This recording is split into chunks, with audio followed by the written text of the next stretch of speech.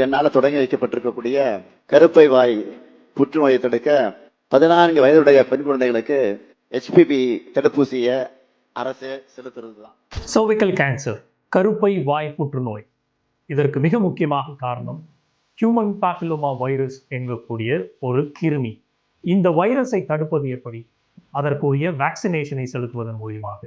அப்போ இந்த வேக்சினேஷன் இன்றைக்கு பிரைவேட் ஹாஸ்பிட்டல்ஸில் தோராயமாக 2 டோஸை செலவழிக்கிறதுக்கே பல்வேறு ஆயிரங்கள் செலவாகும்.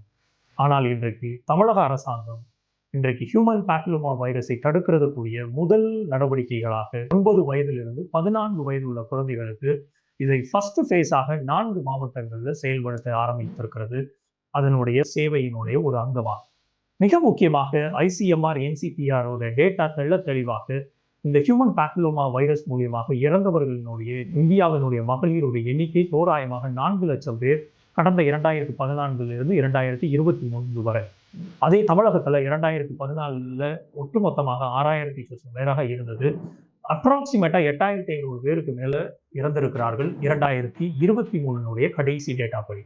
அப்போ உலக நாடுகளில் பல்வேறு நாடுகள்லையுமே இந்த HPV வேக்சின் என்பது அவர்களுடைய வேக்சினேஷன் ஷெட்யூலில் இருக்கக்கூடிய ஒரு மிக முக்கியமான வேக்சின் குழந்தைகளுக்கு. ஆனால் இந்தியாவில் முதல் மாநிலமாக இன்றைக்கு தமிழ்நாடு அந்த வேக்சினேஷனை அவர்களுடைய வேக்சினேஷன் பட்டியலில் சேர்த்து இன்றைக்கு முதல் மாநிலமாக 4 மாவட்டங்களில் இதை ரோல் அவுட் பண்ணுறாங்க. 30,000 குழந்தைகளுக்கு, இந்த 9லிருந்து 14 வயது குழந்தைகளுக்கு இதை செலுத்துவதன் மூலியமாக எஃபிகசி ரேட் தோராயமாக 90 விழுக்காடுக்கு மேலே இதனுடைய எஃபிகசி இருக்கும் அப்படிங்கிறதை WHO ஆராய்ச்சிகள் சொல்லுறது. இதை 0 முதல் நாள் போட்டதுக்கப்புறம் 6வது மாதமாக 2வது டோஸை போட சொல்கிறது WHO. அதே மாதிரி 15 வயதிலிருந்து 26 வயது உள்ள பெண்மணிகளுக்கும் இது தோராயமாக 3 அடுக்குகளாக முதல் மாதத்திலும் 2வது மாதத்திலும் 6வது மாதத்திலும் தொடர்ச்சியாக 3 டோசேஜ்களாக போடும்போது அதனுடைய எஃபிகசி ரேட் அதிகமாக இருக்கும் அப்படிங்கிறத WHO தெளிவாக கூறுகிறது.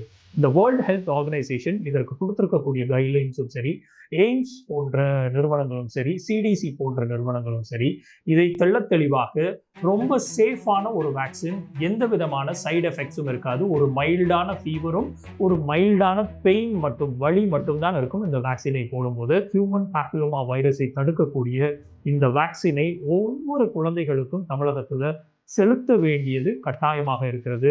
ஸோ இதை முன்னெடுத்திருக்கக்கூடிய தமிழக அரசாங்கம் இன்றைக்குமே இந்தியாவினுடைய ஒரு முன்னோடி மாநிலமாக மற்றும் ஒரு திட்டத்தை அடுத்தடுத்த மாநிலங்களும் பரவச் செய்வதற்காக முன்னோடியாக செயல்படுவதில் உள்ளபடியே ஒரு தமிழராக நாம் அத்தனை பேரும் பெருமைப்பட வேண்டிய விஷயம்.